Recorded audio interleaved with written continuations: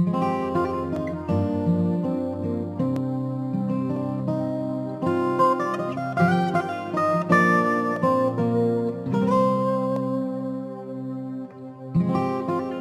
sabi po sa Ecclesiastes 3 verse 1, sa Tagalog, mangangaral.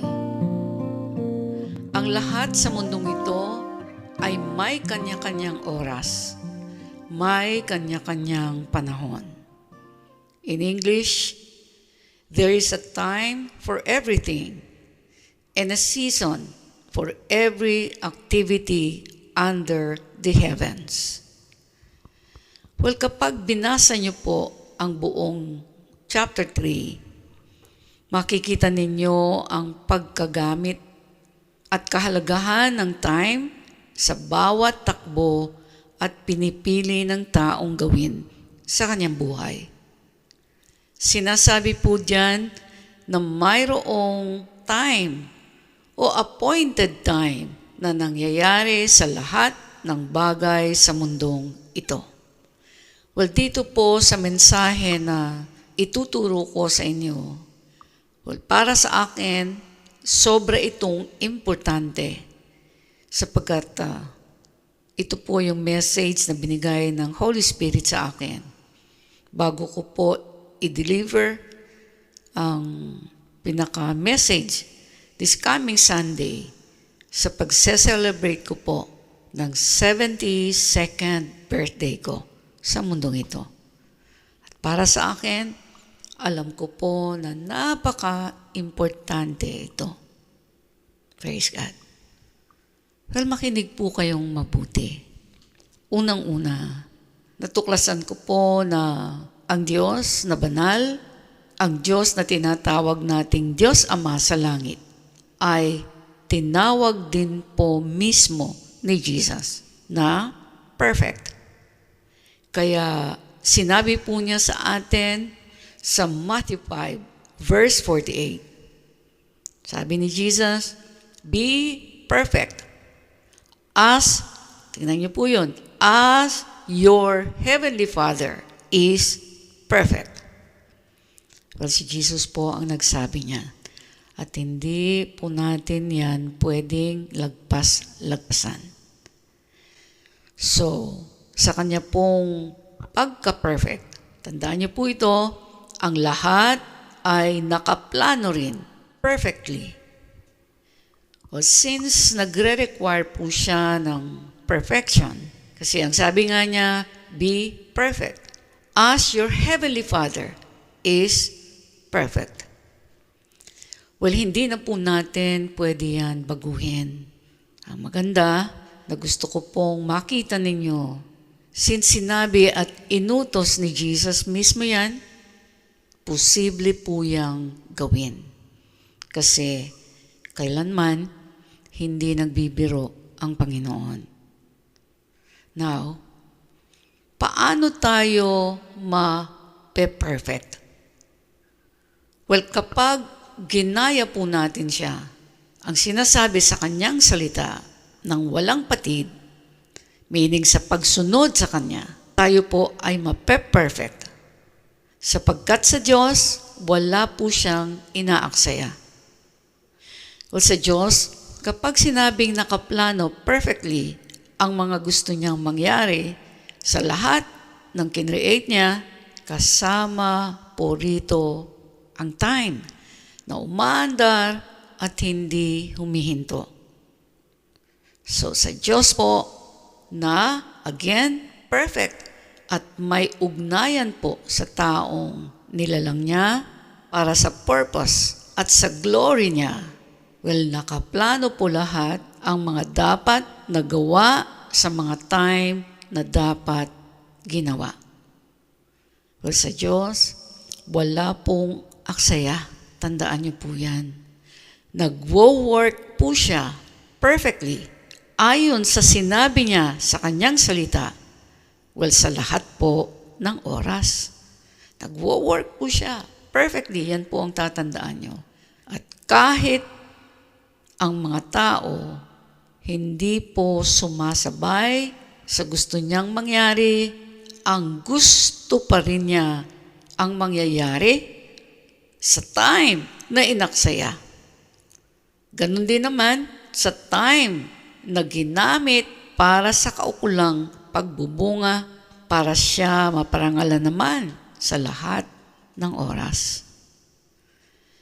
Kaya sa Bible po, na-mention din mismo ng ating role model na si Jesus na habang umaga pa, may liwanag pa, kailangan mag-work na.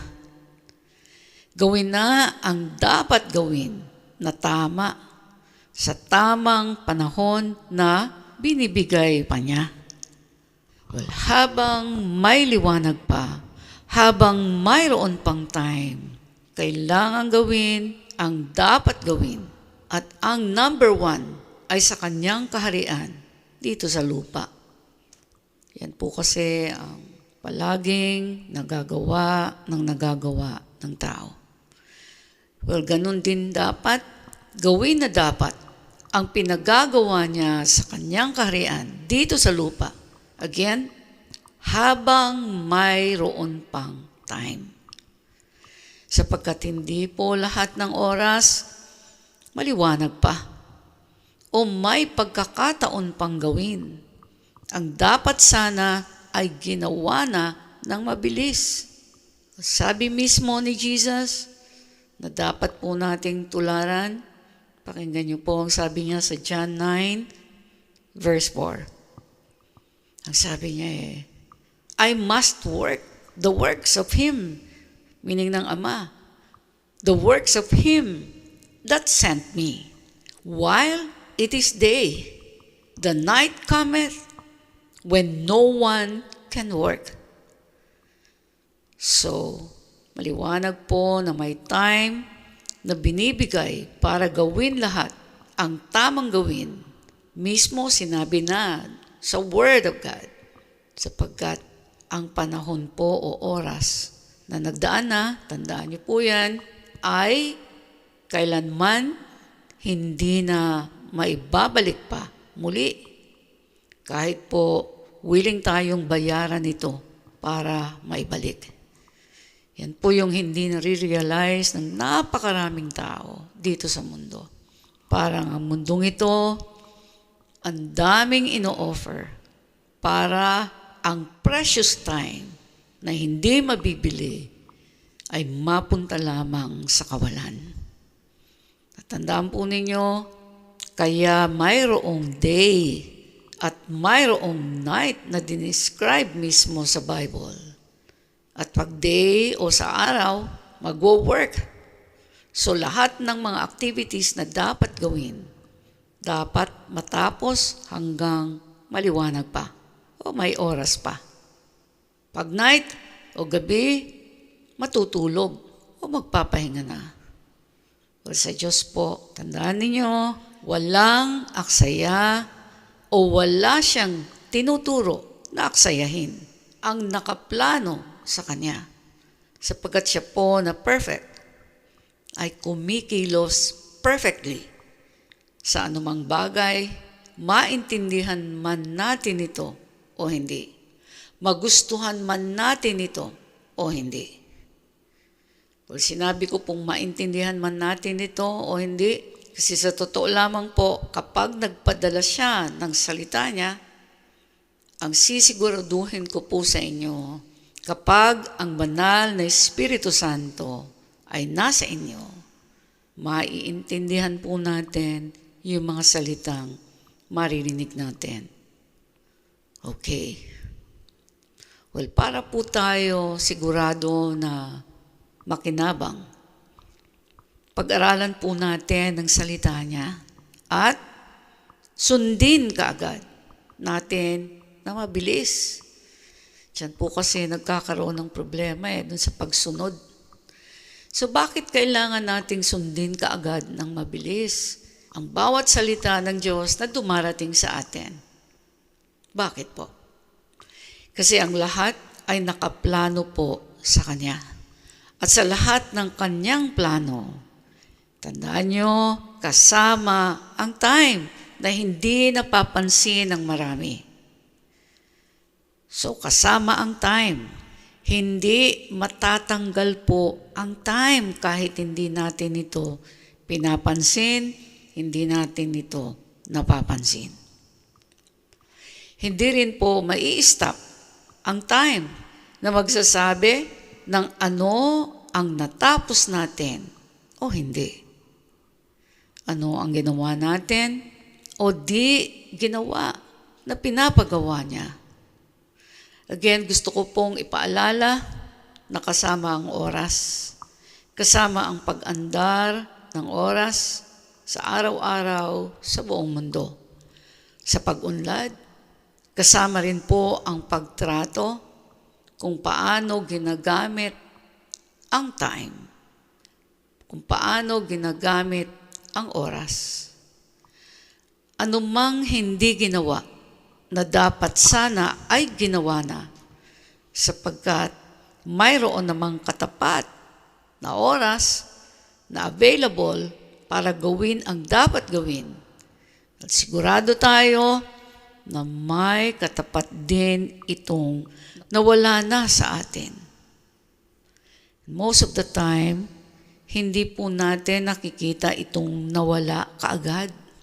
Pero in due time, so mayroon pong palaging due time ang makikita natin kung naging matalino ba tayo sa paggamit ng time na ibinigay ng Diyos sa bawat purpose niya o hindi.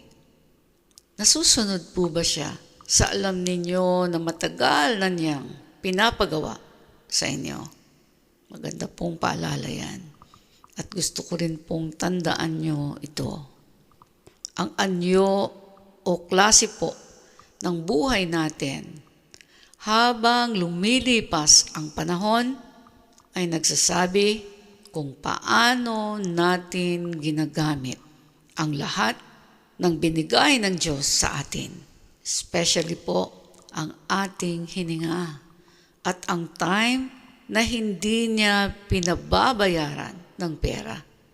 Pero makikita po natin ang kabayaran habang tayo naman ay nagkakaedad na ng nagkakaedad.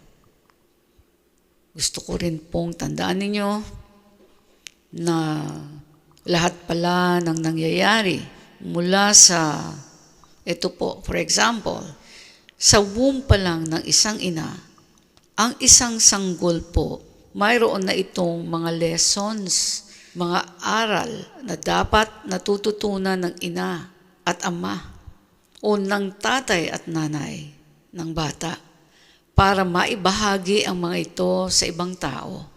At huwag kakalimutan na lahat ng pinapahintulutan po o ginagawa ng Diyos, lahat ay nakaplano.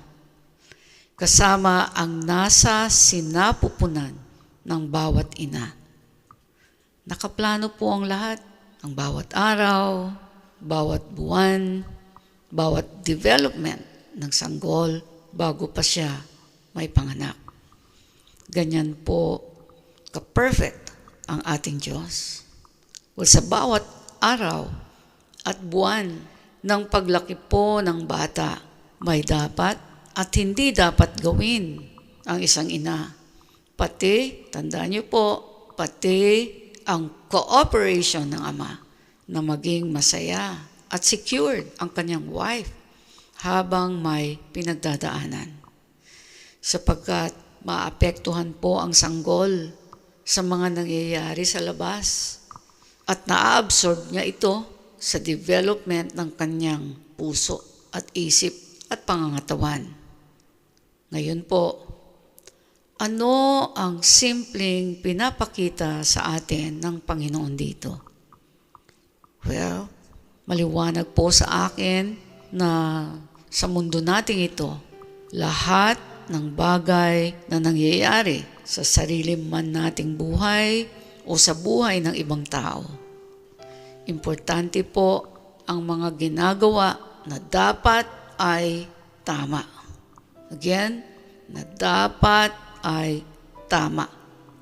Na ginagawa rin sa tamang oras na pinagkakaloob ng Diyos na available ang time. Nakuha niyo po yun? Yan po talaga ang pinagdidiinan ng Panginoon sa akin sa mensaheng ito.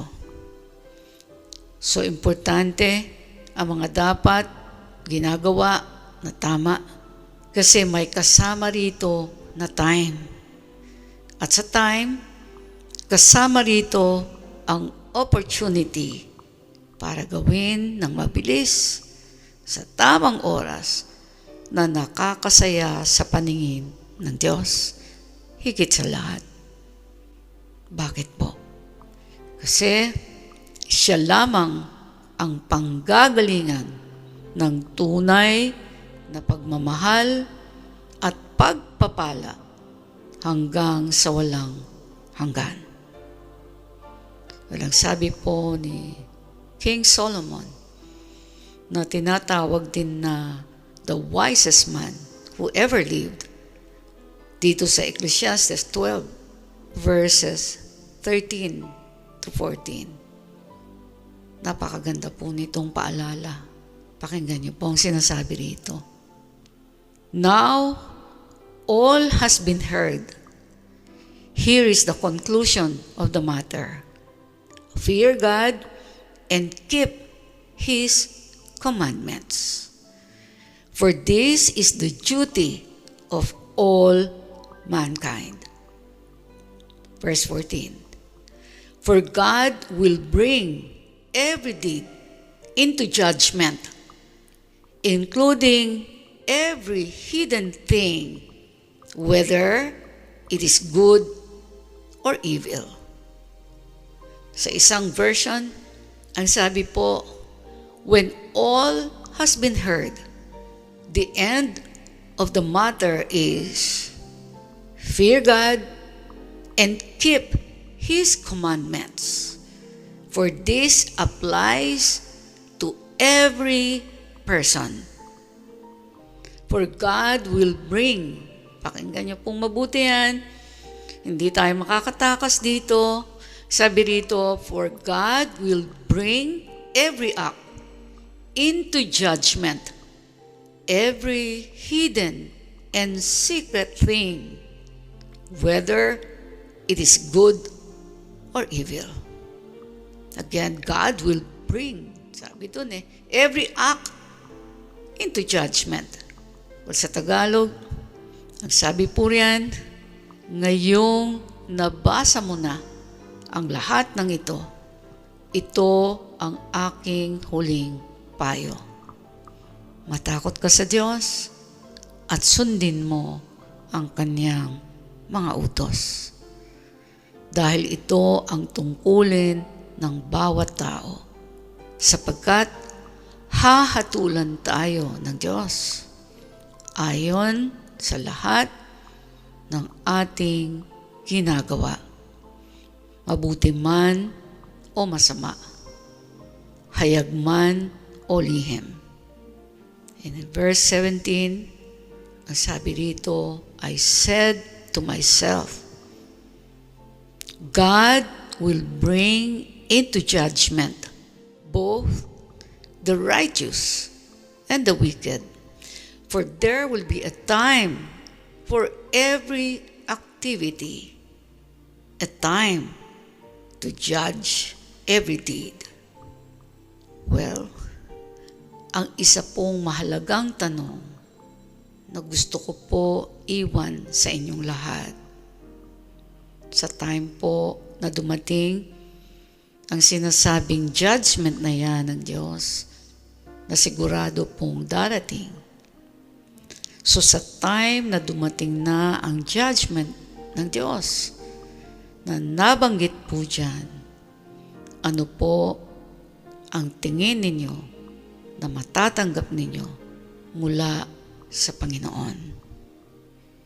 Hanggang buhay pa tayo, hanggang humihinga pa tayo, tayo po ang pipili kung ano ang gusto nating matanggap sa anumang oras na ang Diyos lamang ang makakagawa at nakakaalam.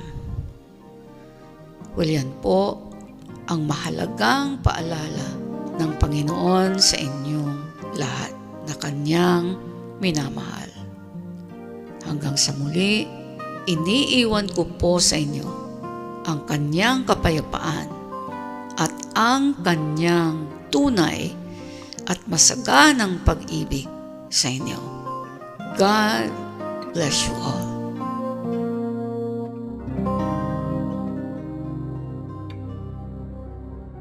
Hello and welcome to Trumps Go. Trumps Go is an acronym for the Rock of My Salvation Global Outreach that fits our purpose statement perfectly. To go into all the world and preach the good news to everyone. Matthew 28:19. Therefore, go and make disciples of all the nations. Founded by Pastora Emerita Barqueros in 2001, the Rock of My Salvation is the media ministry of the Church of Jesus the Sovereign Lord. You also may have heard of Trumps in our weekly radio program, DWIZ 882 kHz. We have always desired for more radio airtime and audience reach beyond the Philippines to preach the good news. Today, through Trumps Go, we practically have unlimited airtime and a global platform that can reach into all the world.